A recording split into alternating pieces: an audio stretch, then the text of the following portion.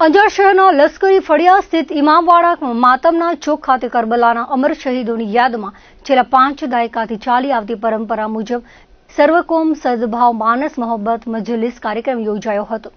આ પ્રસંગે વિવિધ ધર્મો અને સંપ્રદાયોના અગ્રણીઓ ઉપસ્થિત રહીને કરબલાના શહીદોને ભાવપૂર્વક અંજલિ અર્પી હતી।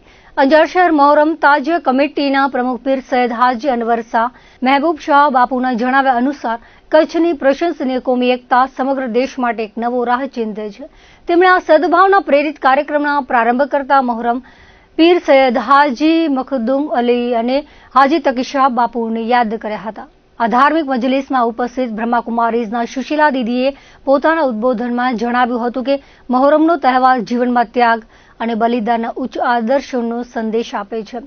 તેમણે રાષ્ટ્ર અને સમાજના સશક્ત ઉત્કર્ષ માટે દરેક નાગરિકને સત્યનો સાથ આપીને દેશના સર્વાંગી વિકાસમાં પોતાનું અમૂલ્ય યોગદાન આપવા પર વિશેષ ભાર મૂક્યો હતો। તે જ રીતે ફાધર થોમસે પણ આ કોમી એકતાના સુંદર આયોજનને બિરદાવતા કહ્યું હતું કે આપણો દેશ વૈવિધ્યસભર ધર્મો અને સંપ્રદાયોનો બનેલો હોવા છતાં લોકો અહીં સદીઓથી પરસ્પર હળીમળીને રહે છે, જે દેશના પ્રગતિશીલ વિકાસ માટે અત્યંત મહત્વપૂર્ણ બાબત છે।